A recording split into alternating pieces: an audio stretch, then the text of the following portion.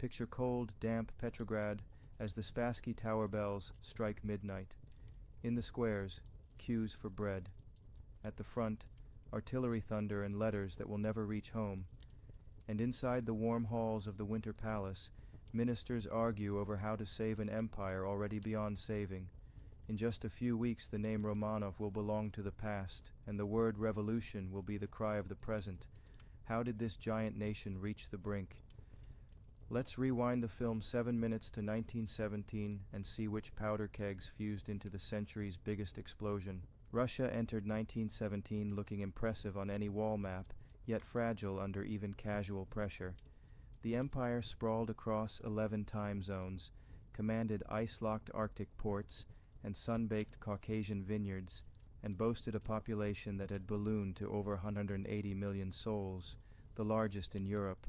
But grandeur masked contradictions so deep that each census, budget, and decree read like a ledger of unpaid debts, a patchwork of people's sheer numbers versus living standards. While France, Britain, and Germany each hovered near or below 70 million, Russia fielded nearly triple, and still grew at 1.6 million births a year. Life expectancy, however, limped along at 33 for men, 35 for women, decades behind Western peers. Tuberculosis, typhus, and infant mortality kept village graveyards as full as baptisms. Village pressures odious, shifts stretched 12 hours.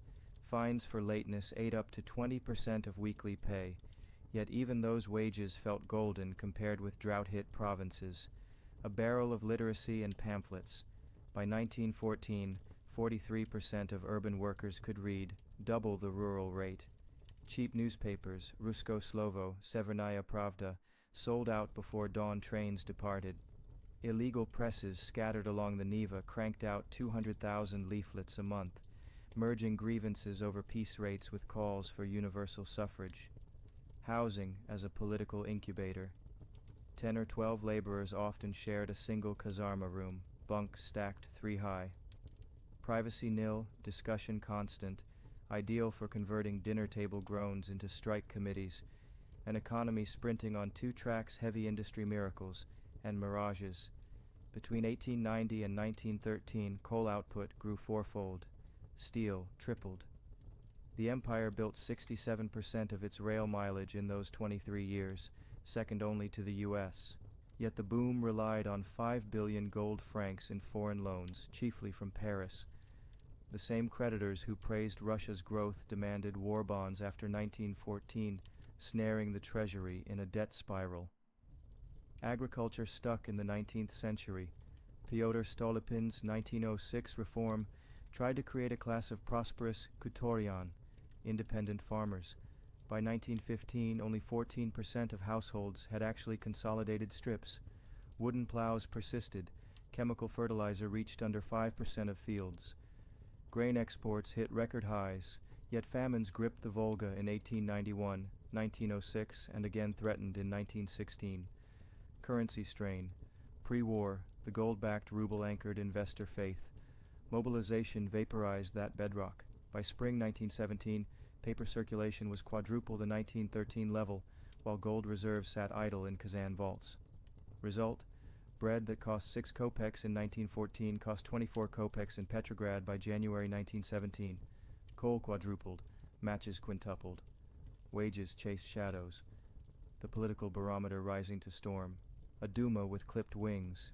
Elections after the 1905 upheaval gave liberals and moderate socialists a podium but little leverage. Of 516 bills introduced between 1907 to 14, the Tsarist cabinet enacted fewer than 30. Each rejection fed the cadence: petition, protest, police raid, martyr funeral, larger protest. Fractured opposition. Constitutional Democrats, cadets, preached British-style monarchy. Socialist revolutionaries promised land and freedom. Bolsheviks, tiny in 1912, pushed for workers' councils and an eventual socialist republic. In exile, Lenin scrawled, "We are not prophets, but we will be the future's historians," sensing that the regime's refusal to bend would ensure its break. War as the final accelerant. July 1914. Throngs sing hymns and hurl bouquets at departing troops. By Christmas 1914, casualty lists already top 400,000. Newspapers begin printing them in microtype for lack of space. Grain requisitioning strips villages. Vodka prohibition slashes state revenue. 15 million conscripts leave an agriculture already gasping for labor. January 1917. Pressure cooker set to blow, bread rations drop to 1 pound per person every 2 days in Petrograd. Longshoremen freeze on the Neva's icebound quays as Baltic coal convoys fail to arrive. Army orders claim impending victory. Rumors speak of 2 million dead. In boiler rooms and barracks alike, the whispered refrain hardens. Better revolution than starvation. A match is all that's missing. In every 10 Russians were peasants, yet average allotments after the 1861 emancipation had shrunk to under 3 hectares per household by 1914, barely enough to feed a family, let alone pay taxes. Overpopulation drove the age-old malady of splitting the strip field. Brothers divided inherited land into ever thinner ribbons until plow turns wasted half the day. Ethnic kaleidoscope. More than 120 recognized nationalities spoke 150 languages. Russian officials trumpeted unity, but Finnish assemblies, Polish estates, and Muslim congresses quietly drafted autonomy bills. In the Pale of Settlement, 5.3 million Jews lived under restriction, barred from most cities and professions, fertile ground for Bundists and Zionists alike. Cities on a slow-burn fuse, the lure of factory wages. Petrograd's population surged from 1.3 million in 1890 to 2.3 million by 1917. Moscow leapt past 1.6 million. Migrants crowded into barrack-style dormitories nicknamed Trishkinsy Kartuny, patchwork shacks, D.U.S. If the home front was a kettle, the battle front became its shaking lid. From the Masurian swamps to the Carpathian snows, every strategic promise the General Staff made in 1914 unraveled into retreat, ration cuts, and an epidemic of mutiny. Catalogue of Calamities, East Prussian Catastrophe, Aug. Sep. 1914. Poor maps and slower rail lines let Hindenburg pivot 2 corps behind Samsonov. By the end of Tannenberg, 92,000 Russians had surrendered. 30,000 lay dead. Telegrams to Petrograd understated losses by half. Soldiers' letters home painted the bleaker truth, fueling anti-government gossip in factory queues. Waj, the Naru, and the November snow. Counteroffensives gained nothing but body counts. First Army burned through 4 months of shells in 6 days. Civilians streamed east. 1 million Polish refugees trudged toward Minsk and Smolensk, clogging rails and spreading typhus that would stalk trenches through 1916. The Great Retreat. May-Sep 1915. In 15 weeks, the front lurched back 500 kilometers. Warsaw, Vilnius, Grodno fell. Field Marshal Alexeyev admitted, "We trade land for time, but Berlin gives itself more guns than time can repay." Brusilov's Pyrrhic triumph, June Aug, 1916. Initial breakthroughs took 400,000 Austro-Hungarian prisoners, yet Russian casualties neared 500,000, and the army emptied 90% of its heavy shell stock. By October, reserves were gone. Cavalry charged with grenades, but no sabers, a tragic inverse of 1914 when sabers clanged against machine guns. The logistics abyss shell famine extended edition. A single day of the Lake Narach offensive, March 1916, fired 800,000 rounds, yet only 160,000 were in depot. Batteries went silent by dusk. Britain and France rushed 75mm and 4.5-inch pieces, but mismatched calibers meant each shipment required new fuses, further delaying fire. Uniforms, rifles, rations. By winter 1916-17, the War Ministry acknowledged 3 rifles for every 5 men in newly formed units. Some platoons drilled with wooden facsimiles dubbed burden sticks. Soldiers at Verdun received 4,000 calories daily. Russian infantry on the northern front averaged 2,300, much of it black bread and diluted beet soup. Rail choke points. Germany's seizure of Polish hubs rerouted supply to ice-prone Arkhangelsk. The Murmansk Railway, begun in wartime hurry, advanced only 2 kilometers a week. Average locomotive availability on key St. Petersburg-Moscow transfers fell from 78% in 1913 to 42% by late 1916. Grain rotted in sidings while front units begged for flour. Desertion becomes a flood numbers in motion. Official tallies list 1.3 million deserters by February 1917, yet gendarmerie memos hint the real figure approached 2 million, if stolen leave is included. Entire companies slipped away after night roll call, discarding packs to march faster toward home villages, often armed, occasionally still in formation. Psychology of quitting. Reports show morale lowest among older married peasants, 2 wars, this one, and famine at home. Leaflets from émigré socialists, smuggled via neutral Scandinavia, promised immediate peace, land redistribution, and local self-rule. To exhausted men, that sounded more realistic than fresh barbed wire at dawn. Ripple effects in the rear. Lash-scarred deserters brought shocking trench slang into provincial taverns. Priests complained Sunday sermons could scarcely be heard over tales of corpses stacked like logs. Village assemblies, Scoti, passed resolutions urging soldiers stop spilling blood for landlord's gain, which in earlier wars would have earned instant arrest. Now police often lacked horses to reach the meeting. Soldiers take politics into their own hands, rise of the committee system. Starting spring 1916, regiments quietly held elections for Soldatskaya Komiteti to bargain with officers over leave and rations. By February 1917, committees existed in 54% of frontline units, according to later White Guard investigations. Obeying an order now required a debate.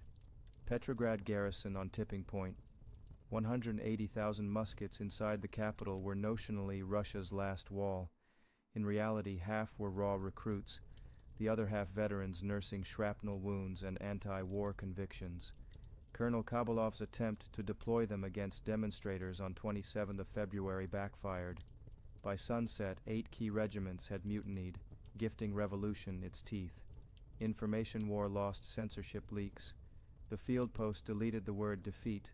Soldiers replaced it with doodles of a coffin or inverted flag, a code relatives quickly learned. Wounded officers in hospital trains were ordered to keep curtains drawn. When they opened them anyway, station crowds counted bandaged stumps and wept, then cursed. The Duma's parallel telegram network. Deputies pooled private funds to maintain lines to front sector commanders willing to speak off-record. By early 1917, these dispatches, read aloud in semi-secret sessions, portrayed total operational paralysis. Words spilled to journalists, then to the streets. Flashpoint, half rations and live rounds. Night of 22 February 1917, Pavlovsky Regiment mess halls confirmed only 1 to 2 loaf per man. Rumor exaggerated it to none, but the damage stuck. Soldiers marched into Nevsky Prospect chanting, "Bread and peace." Police opened fire. Conscripts fired back. That catalytic exchange fused factory pickets with armed infantry into a single irresistible column. Empire to republic. Implosion, not invasion. By 2nd March, Nicholas II abdicated in a railway car at Pskov. Isolated by rail cutoffs his own ministry failed to repair. No decisive German breakthrough, no capital siege, just 3 years of cumulative defeat, empty magazines, and men walking home until nothing remained to govern. Russia at the start of 1917 looked unified only on the map. In reality, it was a patchwork of social worlds tied together by fraying threads. Factories hammered night and day for the war, yet 3/4 of the population still tilled narrow strips of land with wooden plows. Railways stitched the two realms together, but every winter the stitches popped and grain mountains stalled in snow-choked sidings, while cities went hungry. When those links finally snapped, the shockwave raced through both town and countryside with the speed of shared desperation. Factories that turned into forums. By 1916, more than 3 million men and women earned their living on the industrial belts that ringed Petrograd, Moscow, the Donbass, and the Urals. 8- and 10-ton presses thudded through the night, driven by orders for shells and rifles. Officially, The imperial labor laws had trimmed the working day to 10 hours, yet war contracts erased the gain. At the Putilov works it was common to find a man entering at dawn and leaving again only at the next dawn, the whistle signaling not a new shift, but an exhausted continuation of the old one. Wages rose, but prices raced far ahead. Bread cost 4 times what it had in 1914, kerosene 5, soap 6. A skilled turner who once took pride in his pay packet now found it spent by Wednesday. In such a climate, the strike became something more than a wage argument. It was a direct demand for control over life itself. Closed cash box actions spread. Workers collected their own wages, refused to hand them back for fines, and insisted that pay be indexed to the daily bread price. Factory committees, elected on the shop floor, started by arbitrating piece rate disputes and ended by deciding whether a plant would even open its gates. The state, terrified of losing munitions output, tolerated the committees, not realizing that the same men would soon sit in Soviets and claim political authority. Villages that boiled beneath the snow. If the city was a kettle, the countryside was its roaring furnace. 130+ million peasants lived on plots that had shrunk to less than a hectare per male head. Stolypin's gamble to create prosperous independent farms had started briskly, but the war blew it apart. Young husbands vanished into uniform. Widows or gray-bearded fathers sold the newly consolidated land to pay taxes, and the old strip field reappeared like a ghost. The army's huge grain requisitions deepened the wound. Officials arrived with rifles, weighed granaries, left a receipt at the old pre-war price, and drove off in sledges already half empty because transport failed. Peasants watched their rye disappear down the road, yet heard that Petrograd bakeries still had no flour. Resentment turned to action. Barns that held state grain were torched at night, not for profit, but to deny the government its share. Then came the trickle of deserters. By early 1917, almost 2 million soldiers had left the front or simply never returned from leave. They brought rifles sawn short, a taste for self-organization learned in trench committees, and stories of officers eating chocolate while the rank and file gnawed horse meat. Villages listened, nodded, and began to hold evening meetings at which it was said aloud that not a single further pood of grain should leave the district until peace came. The broken circuit between town and country. For decades, Russia's fragile market had depended on a single rhythm. Grain wagons moved north and west to feed the capitals. Manufactured goods moved south and east to keep villages clothed and shod. War disrupted the dance. German advance into Poland cut the best rail corridors, ice-sealed northern ports, and shortages of coal-stranded locomotives. By February 1917, Petrograd received barely 1/3 of its flour quota. Bakers trimmed loaf weight from 4 funts to 3, then to 2.5, before queues exploded into stone throwing. The same transport chaos starved the village of what it had come to expect from the city: salt, kerosene, iron tools, cheap calico. When peasants grumbled that they make war and we pay, the pronoun meant city merchants as much as czarist ministers. And as wages evaporated, migrant workers drifted back from the slums to their home provinces, carrying oil-stained caps, a little cash, and radical newspapers folded in jacket linings. Slogans forged under electric lamps crossed the snow to timber cottages just at the moment. Literacy campaigns, long nurtured by Zemstvos and socialist volunteers, had doubled the ability to read them. By January 1917, the police could no longer say where urban protest ended and rural unrest began. Reports spoke of scythes and hammer handles appearing together on red banners, and of village elders quoting almost word for word the resolutions passed in Petrograd's vast factory halls. The social fracture of Russia was no longer a surface crack. It had split the entire beam, leaving the autocracy balanced on a splinter with nothing solid to grasp. The fall of the Romanovs occupied just 8 days, yet in those days whole centuries seemed to slip their moorings.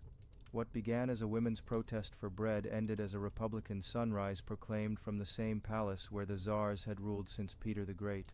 The chain of events is best told as a gathering storm, each gust snatching away another layer of imperial authority until only the void remained. Thursday, 23rd February. The sun rose over Petrograd to an icy wind and endless bread queues. Because wartime had renamed International Women's Day the Day of the Working Woman, police allowed a march in the Vyborg district, thinking a few thousand seamstresses would disperse after speeches. Instead, the women peeled away from the prescribed route, merged with the lines outside bakeries, and raised a chant that joined hunger to politics. Bread and peace. By dusk, 90,000 workers were off the job. Friday, 24 February, troops received the order to fire on demonstrators gathered by the Kazan Cathedral. Some did. Others, notably the Volinsky Regiment, fired high into the air or turned their rifles on the hated police. Word of the refusal leapt street corners faster than the trams that once served them. Police stations burned. Prison gates swung open. Armed men with red armbands began directing traffic. The capital was halfway to revolution, though no one yet knew which half would topple. Monday, 27 February. At dawn the pendulum swung decisively. Mutiny raced through the Petrograd garrison. By noon, 2/3 of its 180,000 soldiers had joined the uprising, dragging artillery pieces into the streets, tearing down eagles, and greeting workers as comrades. With the police vanished, order, of a sort, returned under red flags. It was self-order, enforced by ad hoc patrols who saluted each other as citizen. Inside the torrid palace, members of the Duma, at first paralyzed, met in emergency session. Realizing events had outrun legality, they formed a provisional committee for the restoration of public order, a phrase whose irony was not lost on anyone listening to the crackle of distant gunfire.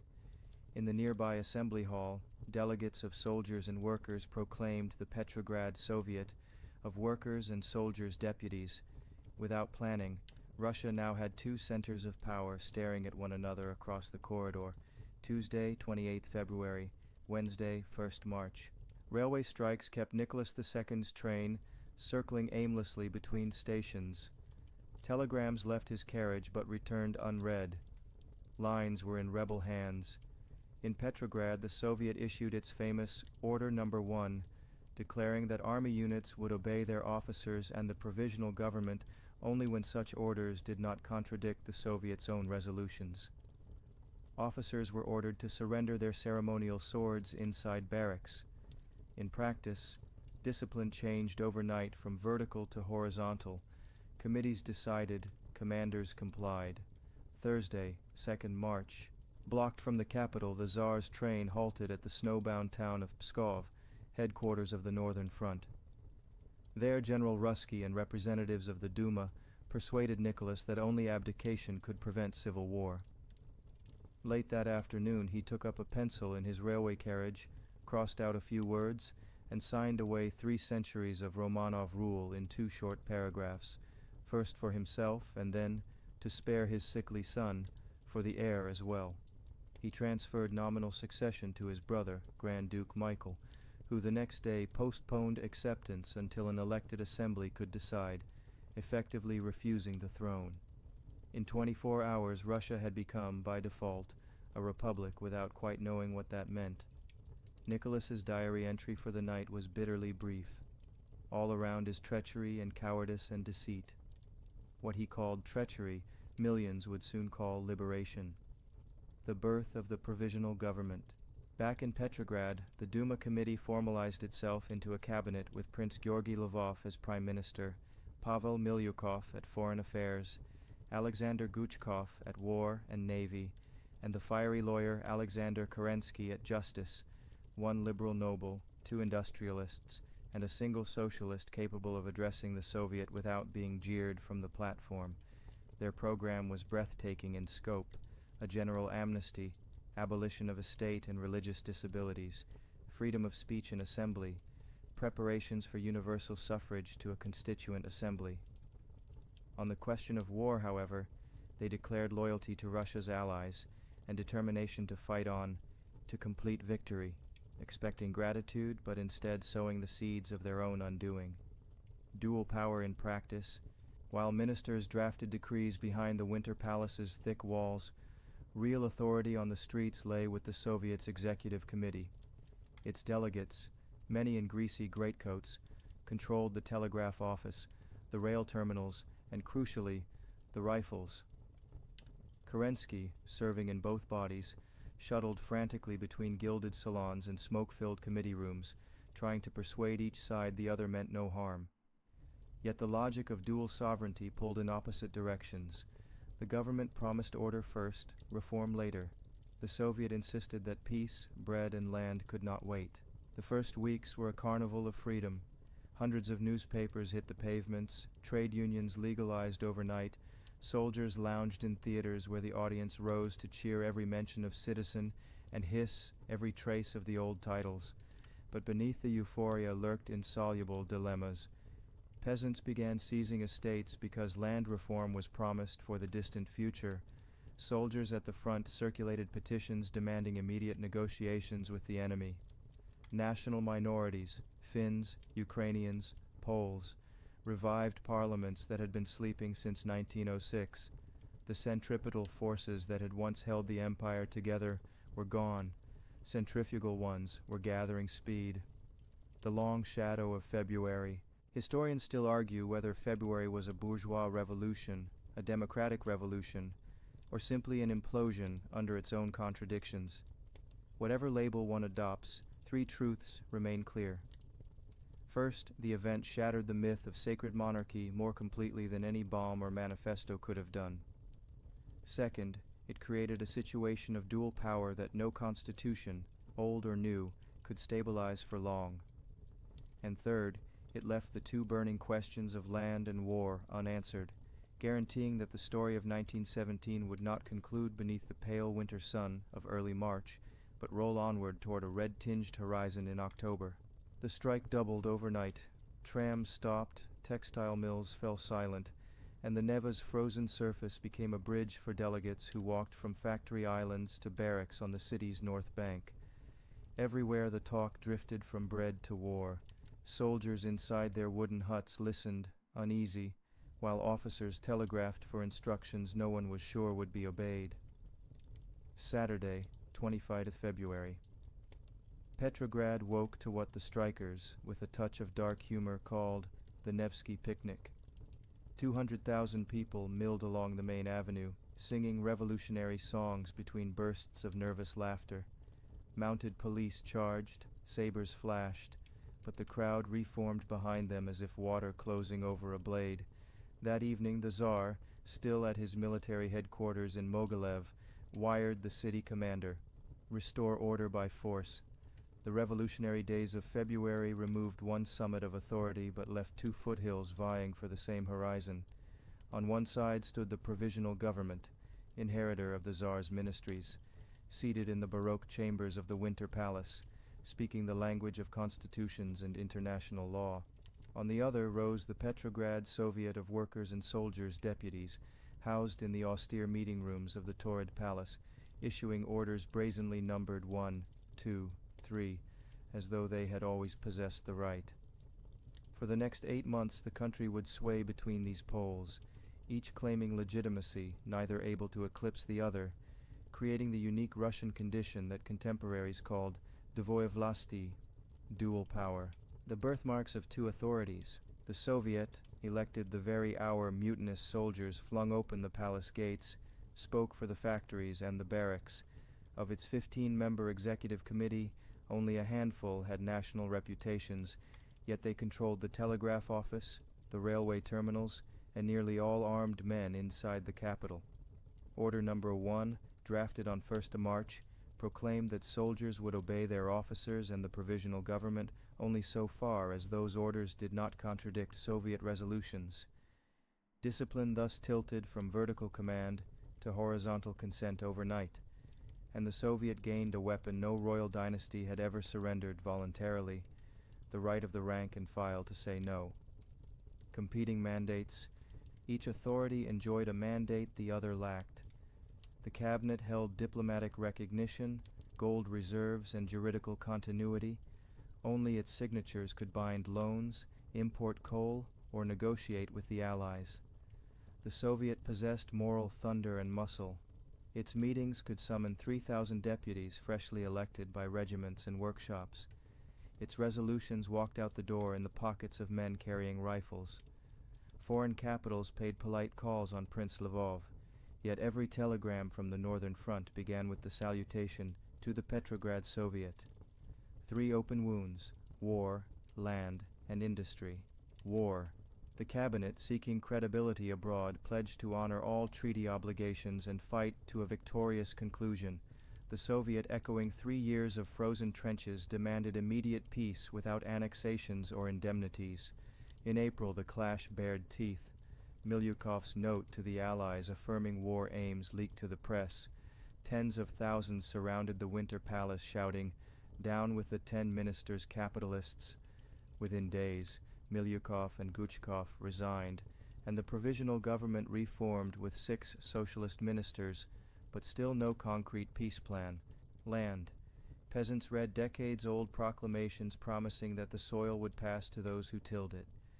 The cabinet insisted the Constituent Assembly, scheduled for some vague autumn date, must decide.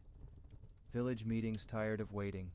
By summer, some 800 estates a week were seized. Manor forests cut for firewood.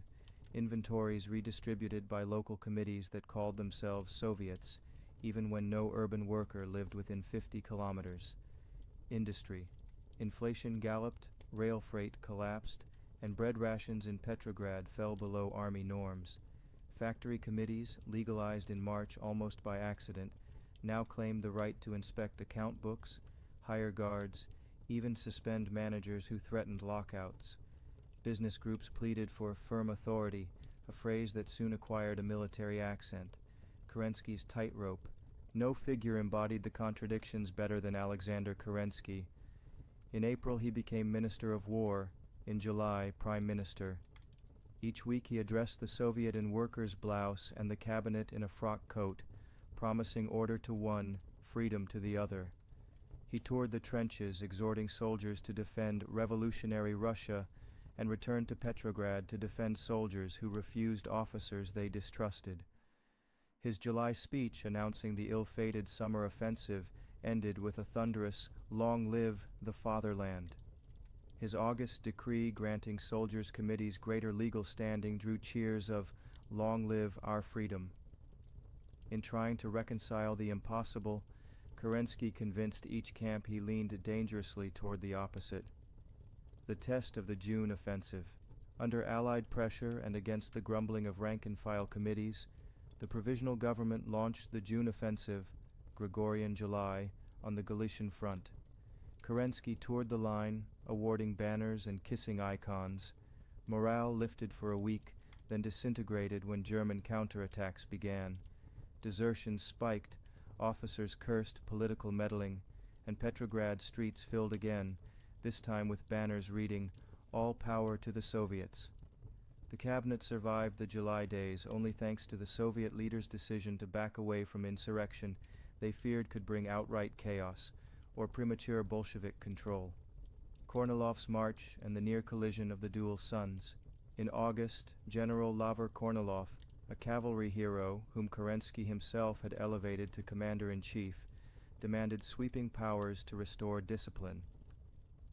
Convinced the cabinet was failing, he ordered troops toward Petrograd. Kerensky denounced him as a would-be dictator and, in desperation, appealed to the Soviet and the Red Guards to defend the capital.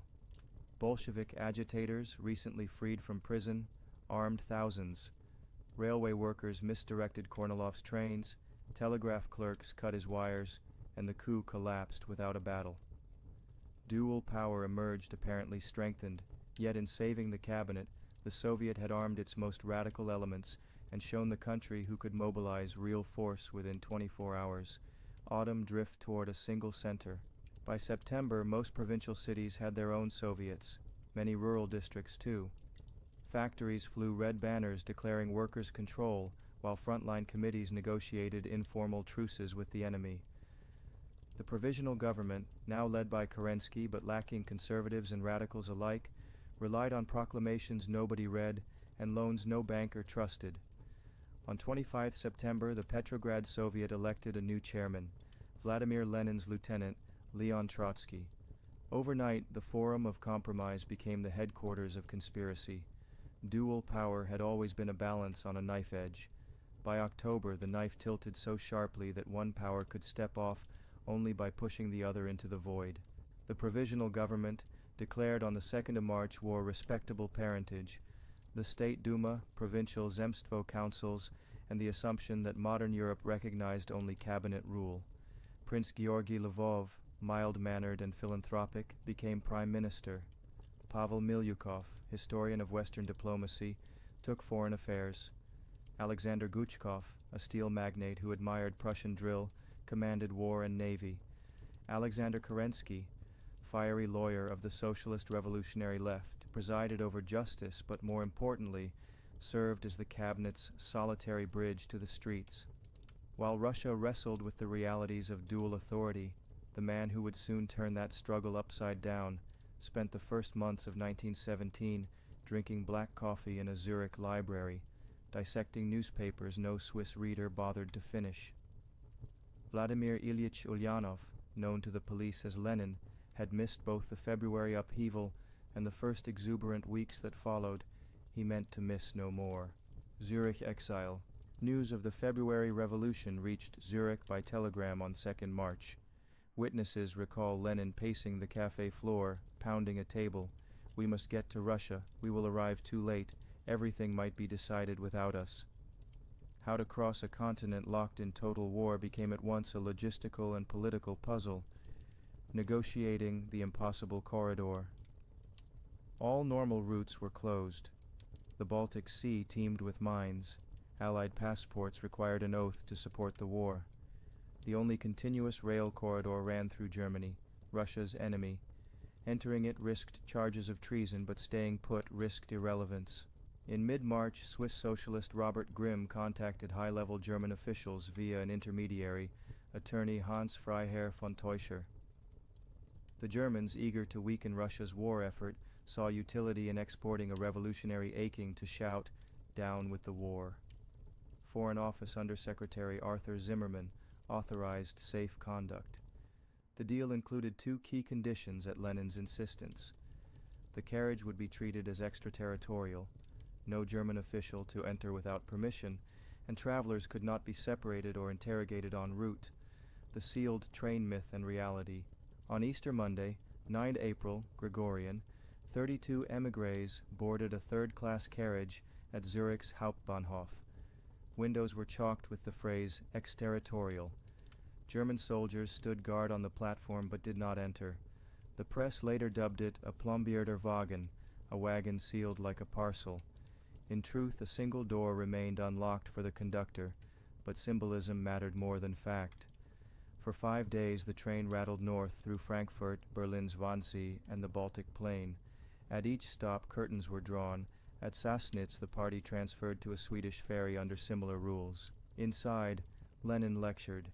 He mapped out theses on the role of the proletariat, rehearsed slogans demanding all power to the Soviets, and against protests even from Zinoviev, declared the impending stage was not bourgeois democracy, but socialist revolution. Fellow passengers recalled him striding the aisle like a caged cat, rehearsing speeches in a voice that made Austrian pensioners recoil when the train paused at wayside stations. Stockholm Interlude landing in Sweden, Lenin swapped the rumpled suit he had slept in for a new one bought with borrowed krona. The émigrés posed for a group photograph outside the Grand Hotel, one of history's otter tableaux, austere revolutionaries in borrowed collars framed by Nordic stucco. A few hours later they boarded a northbound sleeper. Finnish comrades met them at Haparanda on the Arctic Circle, where winter still ruled the rivers. Across still loyal Finland. Finland, though restless, remained under Russian administration. At Tornio customs, Lenin famously refused a glass of vodka offered in welcome. "I do not drink to the revolution until it is accomplished." The train ground south over the icy countryside, passing towns whose stations flew both the two-headed eagle and the red banner, unsure which flag would matter tomorrow. Night arrival at Finland Station. At 11:10 p.m. on the 3rd April, OS, the locomotive hissed into Petrograd's Finland Station. A brass band played La Marseillaise.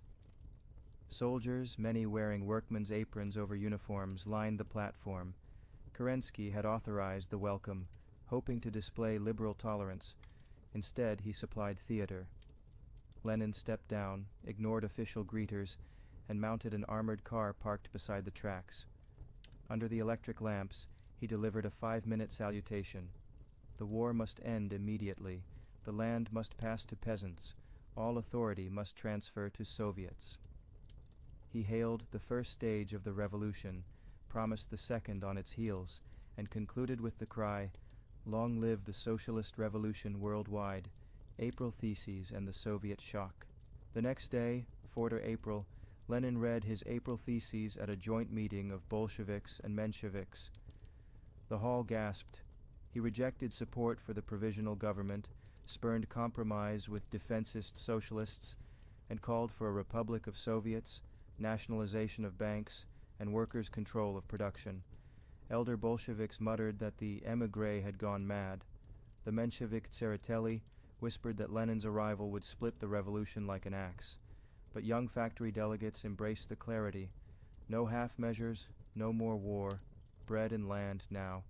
German gold accusations. Rumors spread that Berlin financed Lenin. The provisional government opened an inquiry. Newspapers printed caricatures of the Bolshevik leader with a Kaiser's helmet under his arm. Lenin answered in his Vestia, "If we took money from the German imperialists, we would have shot ourselves as traitors." In fact, German Foreign Office records do show funds channeled to socialist agitators, but the sums were modest and distributed through intermediaries. What mattered was perception. To liberals, Lenin was a foreign agent. To soldiers desperate to stop dying, he was the only politician who spoke their desire without euphemism. From outsider to pivot. Within 3 months, Lenin's clarity reshaped the Petrograd Bolsheviks. Membership soared from 24,000 in April to 200,000 by July. His speeches at factory gates linked bread shortages to capitalist profiteering. His pamphlets blamed war not on generals' mistakes, but on the whole imperialist system. After the July days' repression forced him into hiding, he wrote State and Revolution, arguing that the existing state machine must be smashed, not captured. From a rented attic on the outskirts, he urged the party to prepare an armed uprising, carefully timed to coincide with the All-Russian Congress of Soviets in autumn. Legacy of the sealed train. The Plombierter Wagen became a legend precisely because it compressed the contradictions of 1917 into a single image. A government at war inadvertently ferries its most implacable enemy across its own territory. A revolutionary who insists nations are prisons relies on national frontiers to protect his mission. An empire still fighting for its life is about to import the very ideas that will end that fight. Months later, as Red Guards hoisted rifles outside the Winter Palace, moderate socialists would curse Zurich, the German Foreign Office, and the blind optimism that had opened Russia's gates to Lenin. The sealed train had delivered more than passengers. It had delivered the fuse that, once lit, could not be extinguished by any cabinet decree or frontline order. Petrograd, in early July 1917, resembled a giant locomotive whose boilers rattled faster than anyone could apply the brakes. 3 forces, war disillusionment, urban hunger, and political impatience, were converging. The June offensive, launched by the provisional government under heavy Allied pressure, had disintegrated in the Galician mud within 10 days. Newspapers brought casualty lists longer than the columns that had printed them. Hospitals overflowed with men missing limbs that field surgeons had thrown into pits now buzzing with flies. These veterans limped off hospital trains straight into tram queues, whose conductors announced there would be no service today. The current had been shut to save coal, the tinder of rumors and orders. On 29th of June, the 1st Machine Gun Regiment received orders to send 1,200 men with 200 guns back to the front. Word spread through the barracks that the regiment was being punished for its outspoken committees. Leaflets appeared, probably written by anarchists but attributed to Bolsheviks, claiming the cabinet wanted rebellious Petrograd soldiers shot down by German artillery. Within 24 hours, the battalion conference voted to defy the embarkation order unless the Petrograd Soviet, which everyone assumed spoke for the capital, approved. The Soviet Executive Committee dithered. Into the vacuum poured factory delegates from the Vyborg side, the most militant district of Russia's most militant city. Metalworkers who had run lathes since age 14 and now earned wages no longer worth a loaf, urged the troops to march on the Torrid Palace and demand a final break with the war. 3-4 July. The flood bursts its banks. On the afternoon of 3rd July, columns of soldiers in forage caps, followed by truckloads of apprentices waving red banners, crossed the Litani Bridge. Witnesses remember the eerie mixture of discipline and improvisation, squad leaders calling cadence, yet slogans changing from block to block. Some shouted, "All power to the Soviets." Others added, "Kerensky to the front," or "Down with the 10 capitalists." A truck carrying a phonograph blared the Marseillaise until its horn shorted in the rain. Police forces, demoralized since February, melted away. The Bolshevik Central Committee met in emergency session. Lenin argued the movement was premature. The party had only partial majority in the capital Soviet and still a minority nationwide. Zinoviev agreed. Bukharin and the Vyborg delegates demanded the party take the head of events or risk irrelevance. Compromise came in the form of peaceful discipline. Bolshevik speakers would channel the demonstration toward a mass petition rather than an assault. But revolutionary physics rarely obeys planned trajectories. By dusk, 50,000 demonstrators ringed the Torrid Palace. Inside, Soviet Chairman Nikolai Chkhaidze and leading Menshevik Irakli Tsereteli argued for resolution, not insurrection. The temperature in the hall, unventilated, climbed above 30 degrees. Orderlies poured ice water onto the floorboards to cool the air. Trotsky mounted a windowsill facing the square, begged the crowd not to enter by force, and promised the Soviet would consider their demands at once. For hours workers chanted, sailors flashed lamps, and mounted couriers swept through puddles to deliver news. Kronstadt had risen, the Putilov works had issued rifles to its guard. Dissonant agendas, converging fears. Inside the regimental truck parked near the palace sat a Bolshevik lieutenant named Nikolai Podvoisky, drafting a provisional list of ministries to seize should the government fall. Yet downstairs in room 13, Lenin warned party district organizers not to proclaim a next step until workers from the less radical Narva and Kolpino suburbs arrived. That delay proved decisive. At midnight, Kerensky, now war minister, ordered loyal Cossacks to block all bridges leading to the city center. The downpour that followed thinned the crowd. The harbor wind blew soaked banners flat against telephone poles. By dawn, the numbers had halved. Energy dripped away with the rainwater swirling down Nevsky gutters. 5th July. Retribution in daylight. Kerensky struck at sunrise. Artillery cadets rolled field guns to Palace Square. Armored cars, rare in Russia, patrolled the embankments. Government troops stormed the Kshesinskaya mansion, where the Bolshevik military organization rented offices. They found crates of rifles, bundles of correspondence, and Lenin's silver-handled Browning on a desk. Pravda's presses were wrecked, its editors arrested. Izvestia, the Soviet paper still under Menshevik influence, printed an editorial condemning the madness of armed adventurers. Wounded workers, lying on stretchers in Samaritanskaya Hospital, read the piece and tore the paper into confetti. Flight, disguise, and the long echo. That night, Lenin shed his trademark goatee and slipped beyond the city into the pine forests near Lake Razliv, disguising himself as Comrade Valery the Finnish haymower. Zinoviev hid in a kindergarten wardrobe. Trotsky, refusing disguise, remained in his flat until gendarmes hauled him to Kresty prison. Courts-martial sentenced several Kronstadt sailors to death. Slogans once painted in crimson on barrack walls were scrubbed under guard. Liberal newspapers celebrated the end of German-funded Bolshevism, but the celebrations rang hollow in neighborhoods where funeral corteges stretched for blocks. 3 strategic consequences followed. First, many soldiers who had hesitated to join the July March now felt twice betrayed, used as cannon fodder at the front and shot as traitors at home. Second, Kerensky, by relying on officers with monarchist sympathies, alienated the left without securing the right. Third, the Bolsheviks, though battered, emerged with a paradoxical aura. If the government's full fury targeted them, they must be the genuine alternative. By late July, Pravda was back in clandestine circulation, its masthead stamped with a new line: "Revolutionary workers of Petrograd will answer bullets with power." Kerensky welcomed the general's vigor until it turned against the cabinet itself.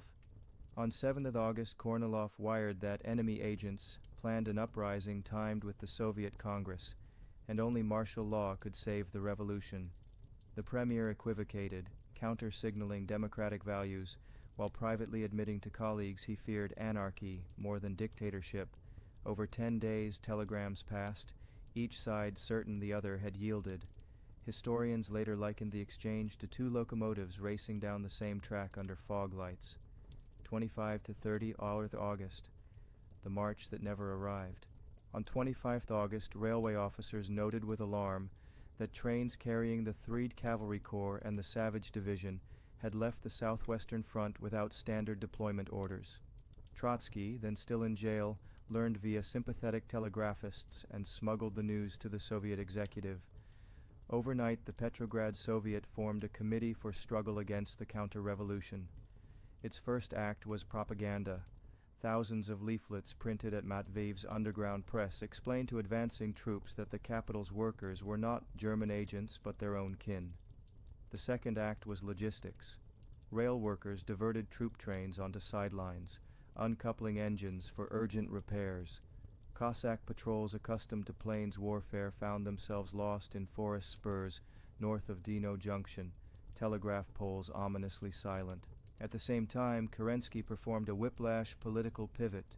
Declaring Kornilov a traitor, he ordered loyal units to defend the city and quietly authorized the Bolshevik-influenced Red Guard to draw weapons from depots previously off-limits. Trotsky, freed amid the emergency, addressed mass meetings at the Cirque Moderne. You see now which class stands between freedom and the saber. By 30th August, Kornilov's spearhead stalled outside Pskov, with rail switches thrown against him and his own political support eroding. Cadet newspapers hedged editorials, liberal bankers withheld promised funds. He surrendered, insisting he had acted to save, not overthrow, revolutionary Russia. Reverberations deeper than the coup. In a mere week, the political compass spun full circle. Conservatives felt double-crossed by Kerensky and muttered openly about restoring monarchy. Moderate socialists blanched at how swiftly they had needed Bolshevik bayonets. Bolsheviks could now claim they had twice defended the revolution, first against Tsarist relics in July, then against military dictatorship in August. Membership soared. In April, the party had 24,000 members in Petrograd. By late September, it counted over 200,000 nationally, with cell meetings spilling from factory corners into rented theater halls. For the army, the episode proved fatal to the remaining ligaments of discipline. Soldiers saw one general marching against the government, another replacing him, and committees called upon to obey first civil ministers, then Soviet commissars. Desertion rates, already high, vaulted to an estimated 40,000 per week across all fronts. Officers who had supported Kornilov either resigned or were voted out by their men. The front no longer believed in victories. The rear no longer believed in authority. Russia drifted like a ship whose engines still churn, but whose helm spins free. Bolsheviks offered a single-sentence diagnosis: dual power is finished. Only one power can save the country. Many who had scoffed at that simplicity in May found it brutal but convincing in September. 9. Radicalization and the Bolshevik takeover of the Soviets' factories become fortresses of opinion. Throughout August and September, shop floor life resembled a permanent assembly. The 12-hour whistle no longer sent workers home. Instead, benches were dragged near furnaces to serve as speaking platforms. Topics ranged from immediate soap ration cuts, the foreman's suspected sabotage, to sweeping. Should workers remove the manager and elect a committee? Bolshevik agitators often merely asked questions. Who decides your workday? Who decides war or peace? Questions multiplied quicker than managers could answer, and silence was read as guilt. Wages were renegotiated weekly in some plants, then daily, as inflation stripped value by the hour. In the Viborg side's Ericsson works, one shift proposed indexing pay to the rye price posted each morning at Smolny's statistical board. Management balked. A committee seized the time cards and posted its own calculation. Within days, the practice spread to 12 plants, effectively ending managerial control of payrolls. Farther east, at the Sormovo shipyards near Nizhny Novgorod, a conference of worker delegates voted that any order received from a minister must be seconded by the local Soviet, or it would not be executed. Peasants harvest with rifles slung. In the Black Earth provinces, harvest season morphed into a land war by other means. Village Soviets printed homemade decrees limiting landlords to the same acreage as an average peasant household. Excess land was temporarily socialized for communal use. Gentry responded with lawsuits. Peasants responded by seizing barns at night. Local socialist revolutionary leaders tried to restrain actions in hope of nationwide land reform through the future Constituent Assembly, but their own rank-and-file clubs drifted leftward, applauding Bolshevik speakers who promised a decree the day after power changed hands. Political arithmetic flips. Elections to the Petrograd Soviet Soldiers section on 13 September saw Bolsheviks win 268 of 400 seats. 2 days later, the Workers' section recorded 519 out of 825 for the party. The combined plenary elected a new presidium, with Trotsky as chairman and the Mensheviks losing every officer seat. Moscow echoed the turnaround on 19th September. Kiev, Saratov, Irkutsk followed. Even within the Menshevik stronghold of Tiflis, alarming telegrams told of stonecutters joining Bolshevik caucuses. Why the surge?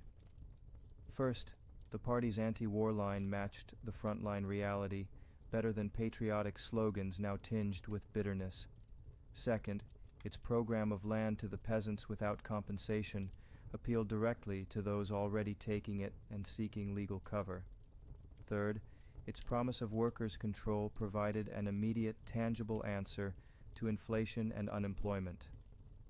The Bolsheviks transmitted this triad in plain language. Where Menshevik pamphlets spoke of historical stages, Bolshevik posters showed bread loaves stamped "Peace, Land, Freedom under a Rising Sun." Red Guards professionalize.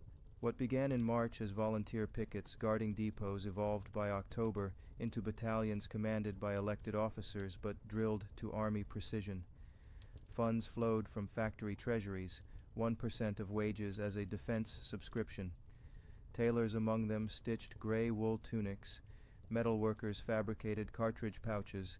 Women in textile mills dyed cloth deep crimson for armbands. Training manuals, some translated hurriedly from German socialist pamphlets, described street fighting, bridge seizure, and defensive barricade construction. Veterans from the front taught grenade throwing in empty courtyards, using sand-filled bottles before live Mills bombs arrived via sympathetic quartermasters. Ideology hardens into timetable. By mid-October, Bolshevik Central Committee minutes show two intertwined convictions. The masses were ready, and delaying would breed fatal disillusion. Kamenev and Zinoviev cautioned that insurrection before the Constituent Assembly elections might alienate the countryside and foreign allies. Lenin, writing in raspy pencil from his hideout, retorted that a seizure of power by a Soviet government would secure peace and land first, elections after. The debate ended on 23 October when the committee, meeting in a plain apartment on Karpovka, voted 10-2 to prepare immediate uprising. Each district committee received a slate, assigned 3 Red Guard companies per bridge, 2 per railway terminal, secure telephone exchange, isolate the Winter Palace, but avoid bloodshed by striking before defenders understood the game. Birth of a shadow general staff formed on 90 October. The Military Revolutionary Committee, MRC, combined 3 types of authority: Soviet legitimacy via Trotsky's chairman Gavel, military know-how from ex-front officers like Mikhail Lashevich, and conspiratorial nerve from Bolshevik organizers such as Yakov Sverdlov. Unlike earlier committees that debated motions, This one issued numbered orders. Order 1. Quartermaster depots to release winter uniforms for Red Guards. Order 2. Field kitchens to prepare double rations for troops on city defense duty. Order 3. City sewers under the Moika embankment to be charted for hidden communication lines. The insurrection that toppled the provisional government did not explode in a single clash, but unrolled as a meticulous operation over 3 days. Its tempo was closer to the quiet click of relays than the roar of barricades. In the small hours of 24 of October, commissars of the Military Revolutionary Committee, MRC, fanned out from Smolny Institute carrying sealed orders that read like a surgeon's chart of the city's vital organs. Bridges. The Bolsheviks understood that Petersburg is not one city, but a chain of islands. Whoever holds the drawbridges commands movement. Whoever raises them traps an enemy on shrinking ground. Red Guard squads, guided by tram drivers who knew every cobblestone, occupied the Liteyny, Troitsky, and Dvortsovy bridges before dawn. A single platoon at each span was enough. The bridge tenders, sympathetic or frightened, obeyed the new orders to keep the spans down for Soviet traffic and lifted for all else. By 8 o'clock, a spider web of Red Guard checkpoints ringed the city center, invisible to many citizens who simply found themselves rerouted by polite sentries in red-banded tunics. Telegraph and telephone. At 05:30, 2 commissars arrived at the central telegraph on Bolshaya Morskaya with a stamped letter from the MRC. They relieved the Menshevik director and posted a notice. Until further decision, messages concerning state affairs are to be cleared by the Soviet. Operators continued tapping keys. Only the destination addresses changed. Outgoing wires from the Winter Palace were quietly shunted to a basket that filled with frantic pleas from ministers who never realized they were talking to themselves. Meanwhile, a squad of naval signalers slipped into the Nikolaevsky telephone exchange. Switching diagrams already marked in Trotsky's notebook were pinned to the wall. Blue lines for circuits to barracks, red for police stations, black for ministerial offices. Within 30 minutes, every black line was dead. The provisional government still possessed telephones, but their dials found only emptiness. Banks and the state treasury. Contrary to legend, the Bolsheviks did not rob the banks. They nationalized their switches. Commissar Moisey Uritsky entered the state bank with half a dozen clerk guards, showed an order signed by the MRC, and asked the frightened manager to continue all normal transactions, except those withdrawing more than 10,000 rubles without Soviet counter-signature. The real coup lay in the vault codes. A single cipher book handed over under quiet duress prevented the cabinet from accessing its reserve accounts. By the close of business on 24 October, the money still lay in government coffers, but the keys were in Soviet pockets. Railway terminals and post. The Baltic and Warsaw stations fell with scarcely a murmur. Railroad militias, already loyal to the Soviets since the Kornilov affair, greeted commissars with bread and tea. In the post office, a young clerk hung a portrait of Marx in the director's chair before typing an official circular. All correspondence of the Soviets passes free of charge. Other state bodies will be billed in arrears. The audience of postmen applauded, then went back to sorting mail. The tempo of day 2. By dawn on 25 October, the cabinet still sat in the Winter Palace, under the illusion that loyal troops were assembling. In truth, most units were neutral or awaiting Soviet confirmation before moving. Red Guard carts rattled across the Troitsky Bridge, bringing food to Smolny. Sailors lounged on sidewalks, polishing bayonets in plain sight. Foreign diplomats reported an eerie calm. Trams ran. Shops opened. Bread queues moved quicker than usual now that bridges were no longer raised for dignitaries' carriages. Only the absence of policemen hinted that the rules had changed. Night of 25 October. When the Second Congress of Soviets convened at Smolny, Trotsky assured delegates that key points were already in Soviet hands. Yet he held back one statement until the seams were tight. At 21:45, the cruiser Aurora's captain signaled that her engines were hot, guns manned, and crew unanimous. Trotsky then telephoned each bridge, raised spans to isolate the Winter Palace area. By midnight, except for telephone wires and dark canals, No direct path connected Kerensky's ministers to the outside world. 26th October, the encircled ministries. At sunrise, students on their way to lectures noticed sentries outside every ministry building, rifles at ease. Employees were allowed in, asked to keep working, but required to show passes countersigned by the MRC for exit. Thus ministries functioned one last day, churning out paperwork destined for files already labeled obsolete. Before noon, the MRC issued a bulletin. The Winter Palace has no telegraph, no telephone, no reliable garrison, and will be resolved without damage to Hermitage treasures.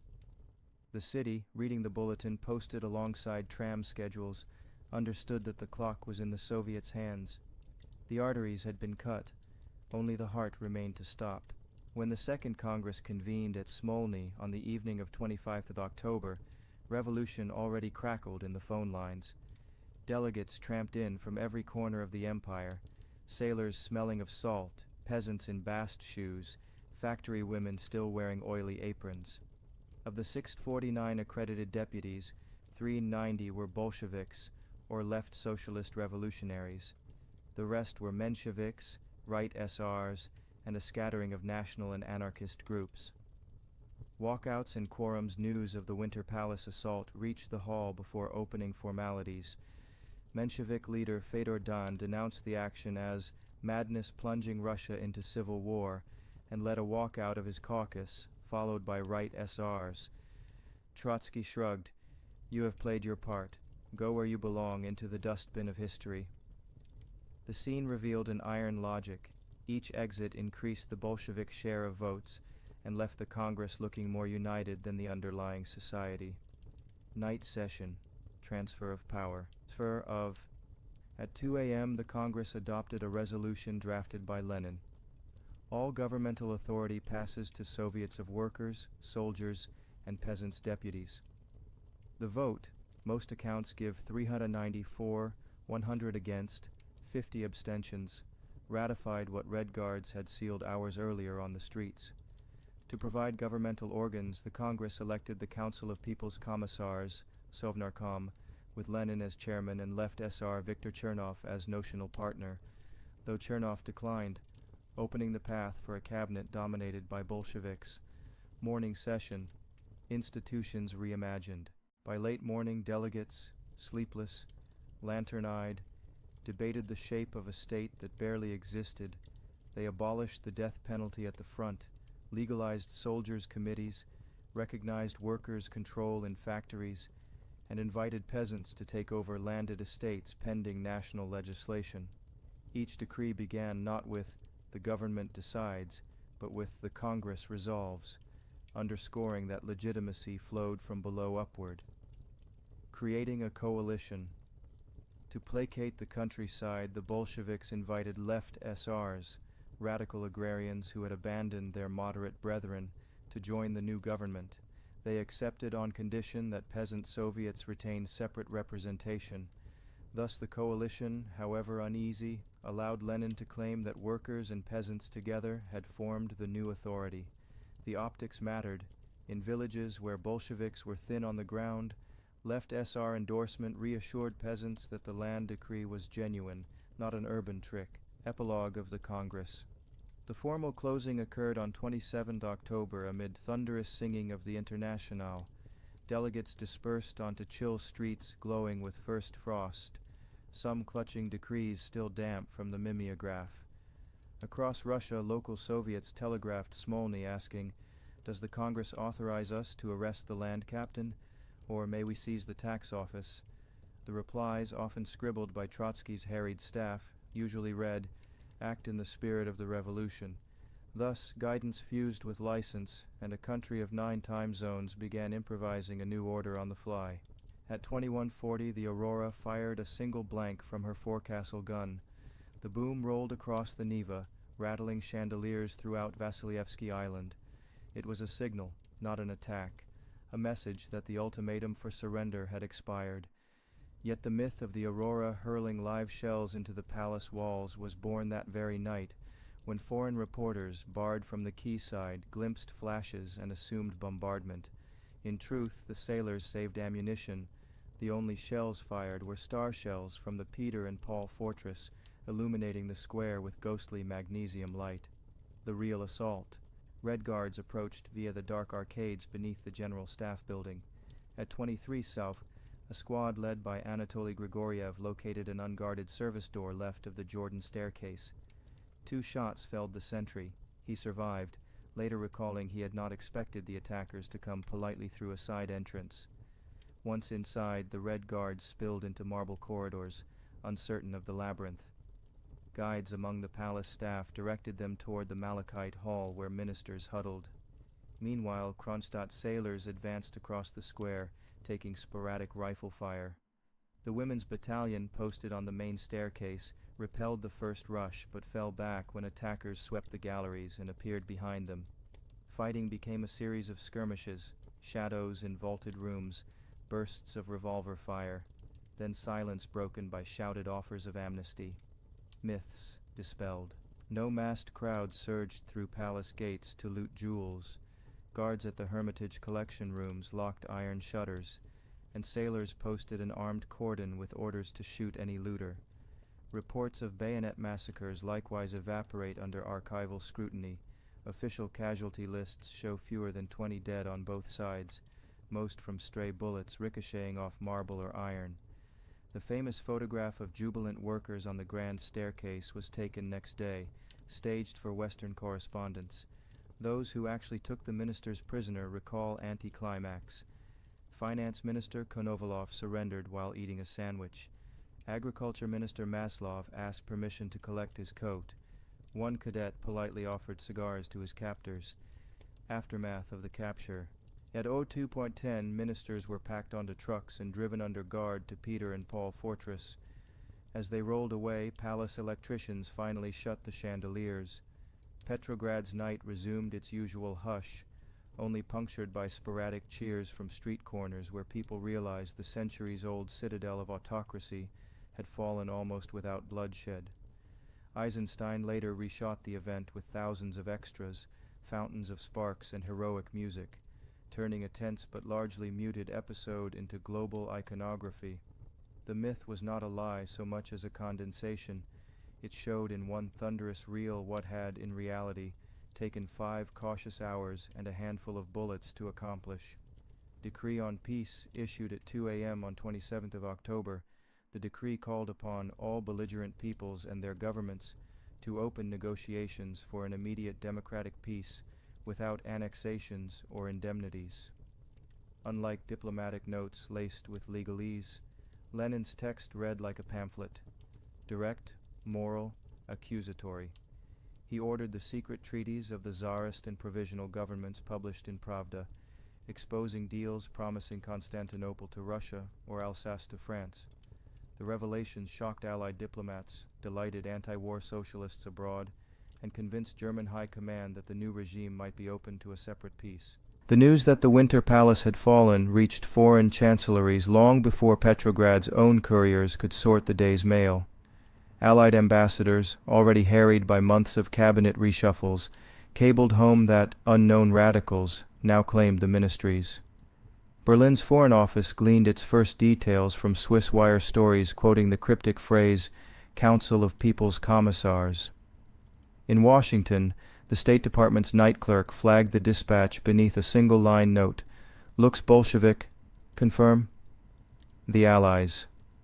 From relief to alarm, London and Paris initially refused to believe the provisional government was finished. For 48 hours, British intelligence officers in Murmansk swore that Kerensky was regrouping. When telegrams stopped, disbelief turned to dread. French generals mired at Chemin des Dames had counted on Russia tying down 40 German divisions. Now cartoonists in Le Temps sketched the Eastern Front dissolving like ink in water. Diplomats demanded clarity. The Bolsheviks offered an answer sharper than any communiqué, the decree on peace, published in Pravda and reprinted verbatim in the Times. Its language slashed through secrecy, naming every imperial bargain Tsarist Russia had made, Constantinople to the Romanovs, Alsace to the French, slices of Anatolia to whomever paid cash. In London, the Foreign Secretary paced Whitehall corridors muttering that such publication broke every code of civilized intercourse. Yet on the floor of Parliament, Labour backbenchers cheered. Socialists had long suspected war aims masked annexations, and now proof lay in newsprint. Allied cabinets drew one conclusion: the Soviet state was not merely another regime, they confronted an ideology bent on toppling war itself. Berlin's calculated embrace. In Berlin, the Kaiser's counselors saw opportunity wrapped in danger. A Russia at peace freed divisions for the Western Front, but a republic preaching workers' power could ignite mutiny in German barracks. Week-long debates ended with a gamble: negotiate. On 2 December 1917, Central Powers and Soviet delegates convened in a drafty railway hall at Brest-Litovsk. The delegations could not have differed more. German staff officers arrived with embossed portfolios and a string quartet for evening airs. The Soviet side, led by Trotsky, wore fraying trench coats, quoting Marx between breaks for black bread. Reporters noted that while the Allies still demanded territory, the Soviets offered principles: no annexations, self-determination, open diplomacy. Trotsky's tactic of neither war nor peace stalled talks for 6 agonizing weeks. Central Powers finally lost patience. Their armies advanced 100 miles in 3 days, capturing Dvinsk and threatening Petrograd. Faced with naked force, Lenin argued that survival trumped honor: sign now, fight later. On 3 March 1918, the treaty carved away Poland, Ukraine, the Baltics, and Finland, territory equal to France and Germany combined. Allied newspapers gloated that Bolshevism had eaten its words. Lenin answered that a bayonet pointed at a worker's heart dictated the concession. Yet even German officers sensed they had extracted more land than loyalty. The newly detached regions harbored peasant Soviets that greeted the Kaiser's edicts with sullen silence. Neutral Europe and the socialists split. Across neutral Europe, the split in international socialism widened until it resembled a chasm. The Swiss and Dutch labor presses hailed the Russian decrees as dawn after a night of patriotism. German Social Democrats, struggling under wartime censorship, whispered about a third front of workers' councils. Into this ferment, Lenin's government broadcast hundreds of pamphlets translated into 30 languages, offering practical lessons on forming factory committees, publishing secret newspapers, and demolishing conscript discipline with leaflets slipped into soldiers' coats. Allied censors seized crate after crate, yet the message seeped through, borne by ship stewards, deserters, and the International Post. Washington's wary idealism. Across the Atlantic, Woodrow Wilson studied the Bolshevik proclamations with fascination that bordered on suspicion. His own 14-point speech, delivered in January 1918, echoed certain Bolshevik phrases: open covenants, self-determination, yet ended with an appeal for orderly progress rather than class eruption. American diplomats in Vologda cabled that the new regime executed landlords and abolished private banks. Wall Street's lobbyists urged intervention before contagion crossed the ocean. Wilson balanced these pleas against war fatigue at home and concluded that a minimal presence might suffice. Within months, U.S. Marines would land at Archangel and Vladivostok, officially to guard Allied stores, unofficially to hedge against Bolshevik advance. Asia and the colonial world. For colonized peoples from Dublin to Delhi, Petrograd's slogans detonated like fireworks. Indian revolutionaries studying in London smuggled Bolshevik leaflets along steamship routes to Bombay. Vietnamese cooks on French liners memorized speeches calling for colonial slaves to rise. The Japanese press, half admiring and half afraid, translated Lenin's writings on self-determination, prompting Tokyo's cabinet to eye Siberia as a cordon sanitaire. Echoes in Latin America. In Buenos Aires, longshoremen struck under red banners inscribed "Peace, Bread, and Land," slogans none had seen but all could imagine. Mexican newspapers argued that the Russian land decree validated Emiliano Zapata's Plan de Ayala. Brazilian anarchists printed Cyrillic characters on banners even they could not read, seeing in them a key to break oligarchic chains. The Bolsheviks thus acquired allies they never met, and opponents they had never provoked, evidence that a spark need not know the wood it sets alight. A world unsettled by mid-1918, the diplomatic map of Europe listed the Soviet state as a pariah, yet its example ricocheted across factories, trenches, and colonial villages. Allied powers debated intervention not to rescue monarchy, but to quarantine revolution. Germany, in carving Russia, had seeded its own November mutiny. Neutral powers clung to commerce but braced for strikes. For the first time, the epicenter of world politics shifted from treaty rooms to the fevered imagination of ordinary workers who asked, "If Russia can, why not we?" The ink on Brest-Litovsk was barely dry when Russia began sliding toward internal conflagration. The empire's collapse left an unguarded void, and into that void poured men with rifles, ideals, vendettas, and provincial dreams. From these early encounters sprang the lines that would harden into civil war. Red vision, class sovereignty. For the Bolsheviks, power was not an end in itself, but a conduit for class transformation. They articulated a blueprint that fused Marxist prophecy with wartime urgency, dismantle hierarchies, give land outright to peasants, socialize industry under workers' control, and enlist the poor against the exploiters. The red worldview cast reality in bold colors. Anyone who clung to private ownership, ranks, or church authority was an enemy. Propaganda leaflets drew the division as simply as a children's primer. Red, wear bread; white, wound chains. White vision. Russia one and indivisible. The earliest sparks glowed along the Don. Ataman Alexei Kaledin, respected among Cossacks, refused to abide Bolshevik orders dissolving his ranks. By November 1917 he assembled a volunteer army nucleus in Novocherkassk, drawing in cadets and Kuban horsemen.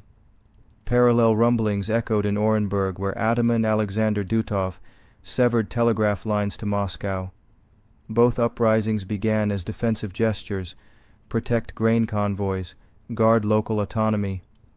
But as red detachments arrived, skirmishes turned into sieges. The Bolsheviks declared the Cossack hosts open counter-revolutionary nests. The Cossacks replied that Moscow had fallen to German agents. Northern Rift, Czech Legion, and the Ural Line, even stranger fuel fed the fire along the Trans-Siberian Railway. 40,000 Czech and Slovak POWs pledged to fight the Central Powers found themselves stranded in Russia after Brest-Litovsk. Seeking passage to the Western Front, they negotiated with Lenin for trains to Vladivostok. Friction between legionaries and local Soviets escalated until May 1918, when a brawl in Chelyabinsk erupted into a shooting war. The Czechs captured key rail hubs from Samara to Irkutsk, effectively slicing Russia in half. Anti-Bolshevik politicians rushed to form Committee of Members of the Constituent Assembly, Komuch, in Samara, reviving the ghost of democracy, suppressed after October. Volga grain and class war. Komuch appealed to landlords, priests, and cooperatives, promising restoration of the Constituent Assembly. Red detachments rallied grain-poor workers from factory towns along the Volga. They framed the struggle as hunger versus hoarding. The whites were keeping bread from starving cities. Villages split. Poor peasants, having just seized manors, feared landlords' return. Wealthier farmers dreaded requisitions. Firefights erupted over granaries, sheds, even icons thought to bring good harvest. Through summer 1918, loyalties hinged less on ideology than on daily survival. Whichever side secured salt, kerosene, or seed wheat usually gained recruits. The Southeast Triangle, Baku, oil, and ethnic flames. In the Caucasus, Bolshevik Commissar Stepan Shaumian tried marrying class struggle to Armenian-Azeri coexistence. Baku's oil fields provided a quarter of Russia's fuel. Whoever held them possessed leverage greater than gold. In March 1918, fighting between nationalist militias and Red Guards spiraled into massacres.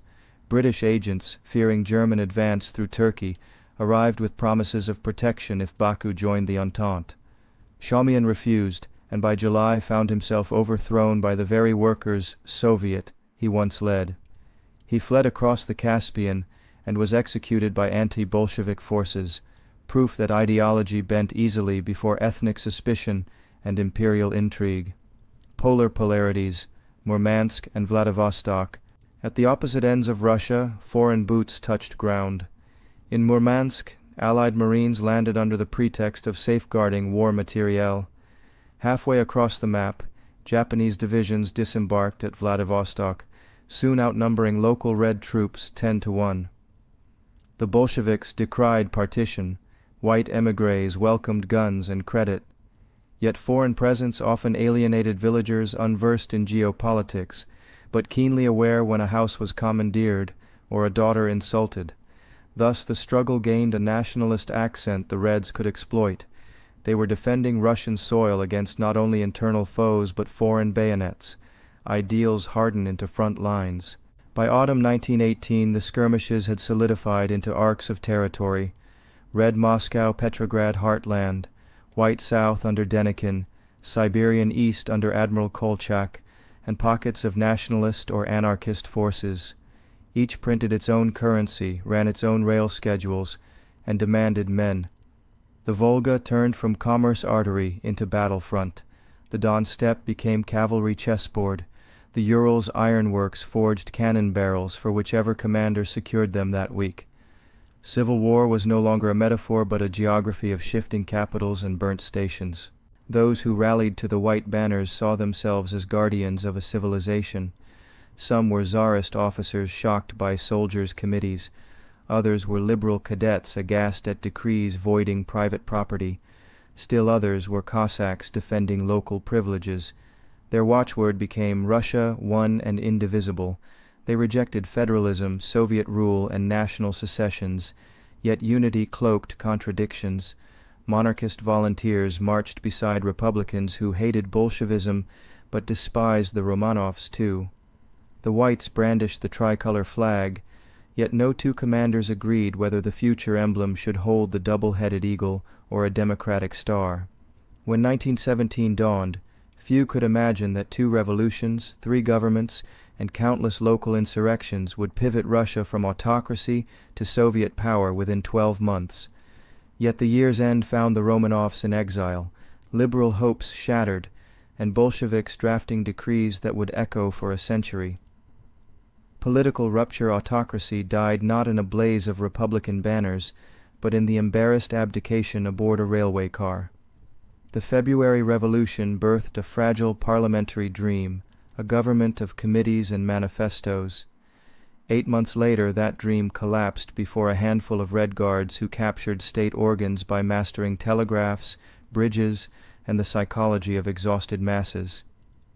1917 thus compressed centuries of European evolution, monarchy, liberalism, democracy, socialism, into one frenetic calendar, suggesting to radicals worldwide that history could leap stages. Russia entered 1917 with the largest female population in Europe, 97 million women, 2/3 of them peasant field hands, a fifth factory workers or domestic servants, the rest teachers, nurses, clerks, and students. War had wrenched husbands and sons to the front, leaving women to feed cities, drive trams, load coal, nurse wounded soldiers, and bury the dead. That sudden prominence fused misery with confidence, setting the stage for women to act not as chorus, but as protagonists in every phase of the revolution. International Women's Day ignites February. On 23rd of February, Old Style, thousands of Petrograd textile operatives, many earning half a male wage, marched out of the Vyborg mills shouting, "Bread and peace." Previous years' rallies had celebrated hygiene or literacy. 1917's poured into bread queues, turning patient hunger into street power. Soldiers hesitated to fire on women who looked like their mothers. Shopkeepers raised shutters lest windows be smashed.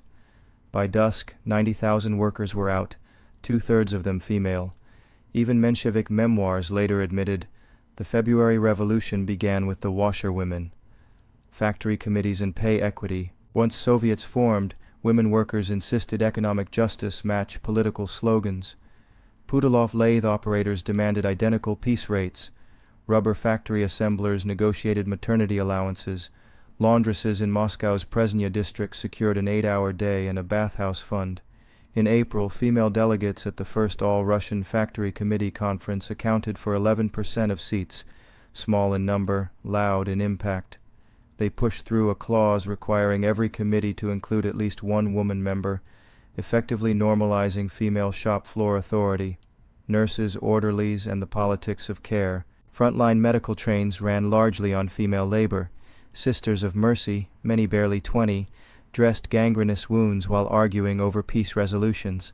When the Bolsheviks printed leaflets demanding an armistice, nurses smuggled them into trench hospitals. Some pinned tracts beneath bandages so censors missed them. Their authority over soldiers' pain gave pacifist talk unusual weight. After the June offensive collapsed, war-weary infantrymen recalled nurses' warning, "You'll come back with another stump if they send you again." Soldiers' wives and the rural rear. Back home, soldiers' wives, soldatki, became de facto heads of households. Land captains still addressed them by their husband's name, but village gatherings listened when they spoke of tax arrears and seed shortages.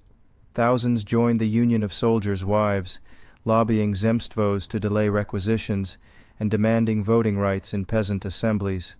By August, Red agitators found that promising land deeds in women's names doubled attendance at rallies. Women in uniform war had already produced the Women's Battalion of Death, commanded by Maria Bochkareva. Though loyal to the provisional government, some battalion veterans drifted left after July's repression. Street fighting on 25 October saw women Red Guards serving as dispatch riders, telephone operators, and in 2 cases machine gun crew leaders. When the Smolny Institute became nerve center of the uprising, its night guard roster listed 21 women volunteers, 1 for every 6 men on duty. The Bolshevik promise of equality. The new regime moved quickly. 4th December 1917 decree abolished all legal distinctions based on sex. 1918 Family Code legalized divorce at a spouse's request and granted equal inheritance. Abortion was legalized 1920, decades before most of Europe. Yet the promise outran practice. Wage gaps lingered. Peasant patriarchy persisted, and many comrades still called female speakers devushka, no matter their age. Even so, the notion that revolution must transform private as well as public life took root, largely because women had made themselves indispensable to its victory. Political power seized railways and telegraphs. Cultural power seized color, rhythm, and the printed word. Between February and December, Russia produced more newspapers than in the previous 20 years, staged theater in tram depots, and splashed futurist slogans across barrack walls. The arts did not merely mirror events. They accelerated, amplified, and sometimes invented them. Print storms. Petrograd's press run leapt from 220,000 copies a day in January to nearly 2 million by November. Bolshevik Pravda, Socialist Revolutionary Dielo Naroda, Anarchist Burevestnik, Cadet Rek, and scores of factory bulletins churned through night. Literacy among soldiers reached 50%, among urban workers nearly 65%. Newsprint shortages forced papers to shrink fonts, but readers squinted rather than missed debates. Street corner orators quoted editorials aloud, punctuating paragraphs with "Comrades discuss." The result was a feedback loop. Article sparks argument. Argument feeds next edition. Edition spreads wider argument. Visual agitation. Rosta windows. Stencil posters quickly produced and pasted on tram stops turned city walls into daily galleries. Mayakovsky, Chagall, and an army of anonymous students painted caricatures of capitalist rot, vibrant shocks of red and black, simplified to be legible at a gallop. Even peasants who could not read deciphered images of fat landlords hoarding grain, while gaunt soldiers begged for crumbs. Illiterate villages sometimes asked traveling theater troupes to read posters aloud like fairy tales. Agitators obliged, adding local verses that rhymed Lenin with bread bin.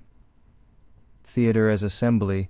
The revolution reopened the Alexandrinsky and Mali theaters under workers' committees, but the most electrifying performances occurred in factories after the night shift.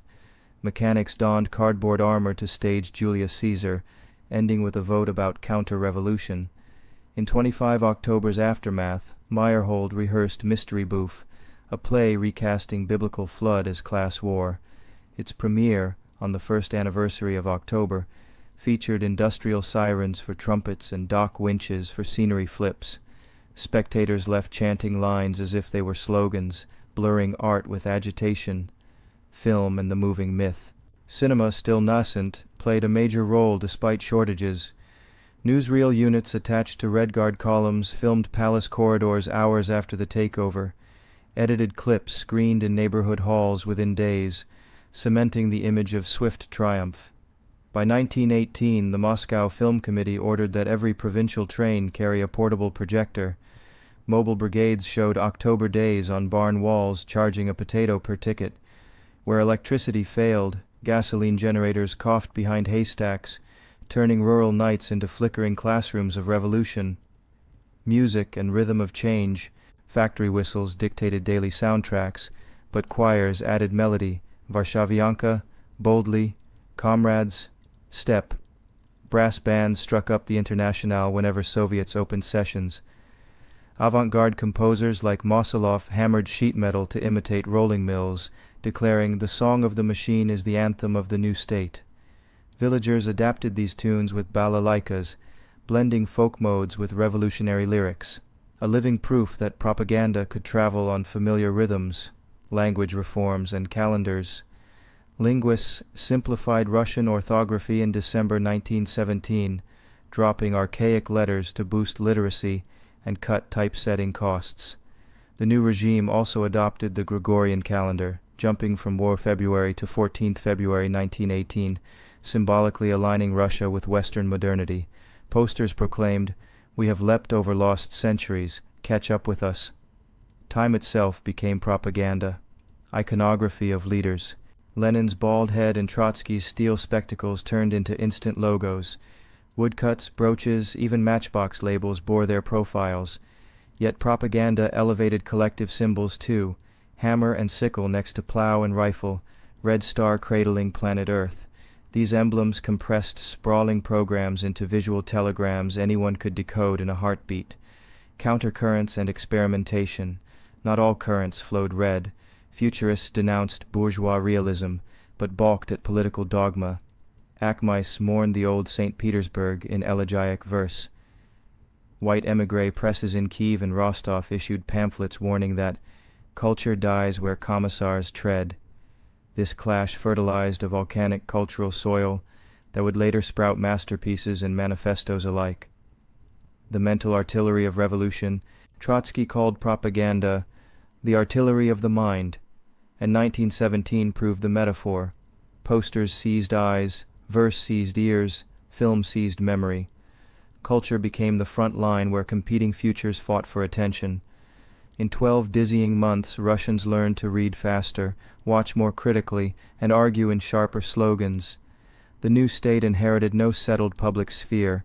It forged one with ink, pigment, and reel, an arsenal as decisive as rifles in securing the revolution's long survival. Kronstadt Naval Base, an island fortress 30 kilometers from Petrograd, housed 26,000 sailors, half under 25, literate, and politically voracious. Newspapers reached them daily. Exiled revolutionaries hidden in Finland smuggled pamphlets across the ice. After February, the Kronstadt Soviet declared itself autonomous protector of the revolution, electing anarchists and Bolsheviks almost exclusively. Officers were disarmed, salutes abolished, cabins searched for brandy and gold watches labeled "loot of the nobles." The provisional government dared not dislodge them, counting on their guns to deter German cruisers. June mutinies and the July days catalyst. When Petrograd workers mobilized in early July, Kronstadt crews voted 645 to 13 to support them. They commandeered steamers, sailed upriver, and set up machine guns outside Tauride Palace. Their appearance transformed protest into armed crisis. After the clampdown, military courts sentenced a dozen sailors to death. Kerensky commuted most sentences, but alienated the island garrison forever. Bolshevik recruiters thereafter needed only mention July blood to fill party roles. the Aurora, and the Neva squadron. The aging cruiser Aurora exemplified sailor politics. Her crew elected a Bolshevik majority by May. Her band played revolutionary hymns on Nevsky Prospect in June. Her telegraphists eavesdropped on ministerial calls from the Admiralty. On 25th of October, the ship's blank shot signaled the final push on the Winter Palace. Officers later claimed coercion. Ship's logs and eyewitness accounts show the crew voted unanimously. Only 2 lieutenants opposed, both placed under cabin arrest until dawn. Black Sea Fleet and the Southern Front. Far from Petrograd, the Black Sea Fleet grappled with different pressures: Ottoman mines, Ukrainian nationalism, and food riots in Odessa. Yet radical contagion spread. Sailors on the dreadnought Volya formed a ship soviet, sending delegates to Sevastopol who demanded an end to officer privileges. When Admiral Kolchak tried restoring order, he faced mass refusals and ultimately chose